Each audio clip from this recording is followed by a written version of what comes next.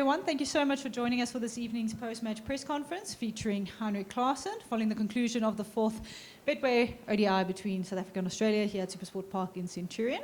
That concludes my introduction. We will look to take questions from the floor first before we go to those online. And to those online, just raise your hand if you would like to ask a question. Who would like to start us off this evening? Cheers. Heinrich, well played. Obviously a very special knock. What made it so good for you out there this afternoon? Probably that it's at my home venue. I said to Aiden earlier today when he asked what we need to do, so I said I probably wanted to bat first on that wicket. So yeah, for me it's just special because it's at my home venue. I grew up here and they normally produce fantastic wickets and the crowd was fantastic today. I think it's close to a full crowd today, so a lot to take in. So I will definitely go tonight and watch a little bit of the highlights. Did you get into what sportsmen call a zone? Because it didn't look like at one point it didn't matter where they bowled. You were just going to go. Probably. It's tough to describe. Yeah, but probably that's the best way to describe it. But we also do a lot of homework. And like I said, the wicket is fantastic. We put a lot of hard work in the last couple of months again. So finally it paid off again. So we're very pleased. Heinrich, earlier this season, I think it was after the England game in Kimberley, you sort of like mentioned, that you guys feel that you're on a path now to being a bit more liberated and free, as batters. You're allowed to express yourselves without the fear of failure and stuff. Is that sort of like culture now really doesn't feel entrenched now for you as a batsman, because it seems that you all of you guys are basically in form and you guys are allowed to grow and allowed to do what you want to do, yeah. Yeah, I think two good examples from today was Quinny when he went out. Back in the day, there's no need for him to do it, but we want to take the game forward. And then Russia as well in the 35th over. We already got a couple of that over, and then our biggest thing is to make sure that's a big over. And for him to not sacrifice, but to go and be positive, and unfortunately went out. I think that's two great examples from where we've been and where we are at this moment. Guys are putting the team first and are willing to take the game forward. Thanks. We're going to go Ken, then Myron. Very well batted, Heinrich. Lovely stuff. Just to follow up from Stuart's question a bit, I mean, anyone just sort of looking at the scorecard would say it was a pretty one-sided display. Australia must have bowled really badly, but towards the end there were still Yorkers that you managed to hit back over the bowler's head. They bowled wide to you. You managed to get those over back at point. How much hard work do you have to put in to be able to? I mean, it pretty much looked like whatever Australia threw at you today, you had an answer to it, and it was normally a boundary. Yeah, I honestly don't think they bowled badly, like you said. If you look at the scoreboard, you might think that, but I think till the 35th over, they bowled incredibly well. They kept their lines and lengths, and the message that came back from the guys in the middle was it's difficult to manufacture stuff from that length that they're bowling, so we've got to be a little bit patient, and hence why the run rate was so slow on a good wicket. And then when Rassie started to be a little bit more aggressive, that's when they just went off from that length, and it was a little bit easier to score from there on. And then, yeah, a lot of hard work goes into where bowlers need to bowl. A lot of homework goes into that, and it's always nice to face your bowlers at training as well, and they know exactly where other players will bowl as well. So it's all about the options that you need to take, and on a day like today, for me, it was just stand still and take what's to offer.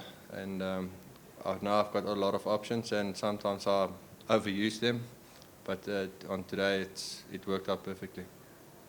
Thanks. We're going to go Myron. Heinrich, great knock, congrats. Can you chat to us or share the messaging within the group, having gone 2-0 down, still a fair amount of cricket to play, and then turning the tide. And just secondary to that, within the batting unit, there isn't too much of competitive cricket left before you get to India. are the boxes that need to be ticked, have they been ticked? Is there a bit more to do from a batting unit point of view by the time you get to the World Cup? Yeah, on the first question, I think we were way off in the first couple of games. Our basics were not on par on this level, and the intensity that Australia brought in the first 2 games exposed us big time. So we had a couple of chats about that, and then in Poch it was better. I don't think 100% better. Aiden played a fantastic knock on a difficult wicket there. So in the second question, I think our batting unit is in a very good space. All of our guys are in form. We've got runs under our belt, and we've got a lot of experience in India as well. We're fortunate enough to play over the last couple of years quite a bit of cricket in India, and a lot of our batters actually play in India cricket for the IPL and stuff like that. So there's a lot of knowledge in the batting unit, as well actually in the bowling unit. It's just for us to nail the basics and bring in the intensity, which we did a lot better today. Are there any further questions in the room before we go online? Yeah. Heinrich, congrats on your knock today. I'm just interested to find out, like, you've had a really good year, and right now you're mentioning the fact that there's a lot that goes on behind the scenes preparing for games, but all of those things throughout your international career probably have been there, those processes, the homework and stuff.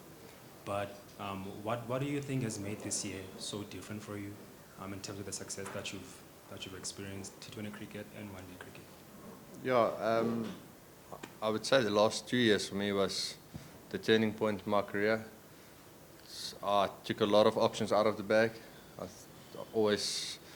You look up to some role models and you want to be like them, like A.B. de Villiers, and try to play all the shots, and you do all the work on all the shots, but the genius behind them is knowing when to play it.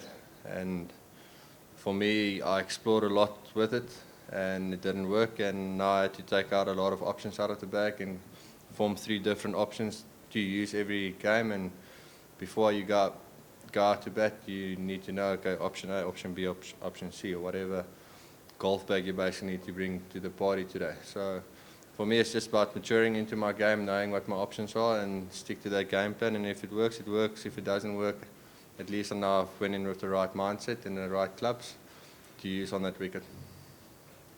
Thanks. We'll look to go online, starting with Fidos, then Telford, and then we'll look to wrap with Nathan. Thanks, Lucy. Sorry, there's a little bit of a funny thing. We're not like hearing the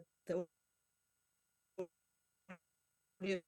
I don't know if you can.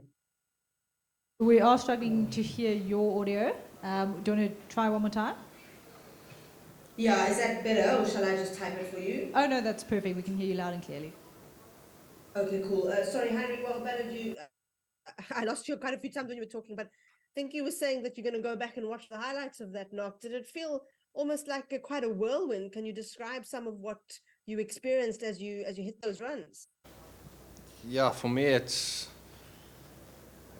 what changed in my career over the last couple of years is playing every ball as it is and take what's to offer, basically. So for me to stay in that mindset, I don't recap on what I've done in the previous ball or the next ball and those type of things. So Tim David asked me how many sixes did I hit, and I actually don't know. So it shows that my mindset is in a good space and that I'm only focusing on what's coming up at that moment.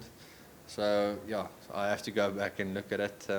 It was awesome playing out there, and you don't often get that feeling, or maybe once or twice in your career, that you play innings like this. Thanks, Fidos. Telford? Thanks, Lucy. How's it, Heinrich? The answer is 13 sixes. Can you hear?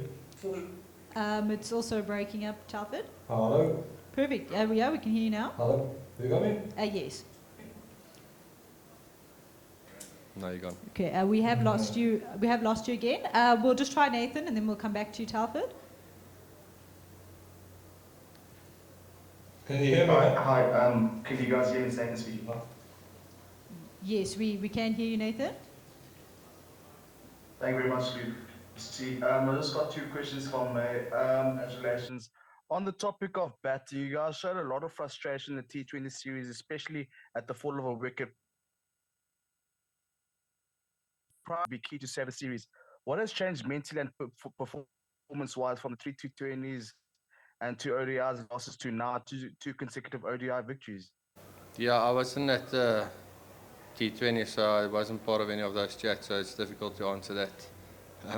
But our one day batting unit is in a fantastic space, like I said earlier, and we're just building on all our stepping stones, and hopefully the momentum keeps going into the World Cup. Nathan, was there a second question? Then finally, my final one, Heinrich, first of all, yes, said, I've opened quite the class of clock. When you were showcasing your batting prowess, Heinrich, what drives you to perform like that? Your question is broken up quite a bit, but if I understand the question, is that's what we play for as cricketers or professional sportsmen, that, like I said, you don't get this moment a lot in your career, maybe once or twice, and that's what you go to bed and you dream about, these innings, where you just hit everyone to all part of the ground. And like I said, you don't get this innings every day. So for me, it's just why I dream big, and why I put the hard work in. So when these moments come, that you make sure you use it and take all in. Great, thanks. We'll look to wrap with Myron. Thank you. Heinrich, just a follow-up on some of your responses. When you talk about simplifying your approach, when you do have a number of shots in your bag, and clarity of thought, especially over the last year and the last 3 years, can you take us in a little bit into the processes? I mean, how did you get here is what I'm asking. Yeah, like I said, I explored a lot, and by playing the game too far in advance, it's almost like, okay, I know what the bowler is more or less going to do, but I'm hitting this ball into that area. And it doesn't matter where the ball is, I'm hitting into that area. And sometimes it works, sometimes it doesn't work, and I went through a bad phase where I went out quite early, taking a risk, and then actually got dropped. I had to learn the hard lesson, went back to domestic cricket, and the coach said to me, I'm using too much or too many options, let's limit yourself. I know what my capabilities are, and if I bat for 40 overs, the team will normally be in a good position. So I'm almost batting within myself at the start, just to make sure that I get a good platform, and then almost try to play every ball, like, how can I say it, just react to every ball. Stand still, watch the ball, and whatever the ball needs to be, or wherever I need to hit it, my body will take over and just react to it. So it took me a couple of months to get back to my best 2 years ago, and a lot of hard work. I hit a lot of balls. Not a big guy that hits a lot of balls at training, but I had to do it. I needed to invest in my batting again and not take it for granted. And since then, I've had a little bit of a blueprint at training to what I had to do, and from there on, I used it. It's still working, so hopefully it will keep on going.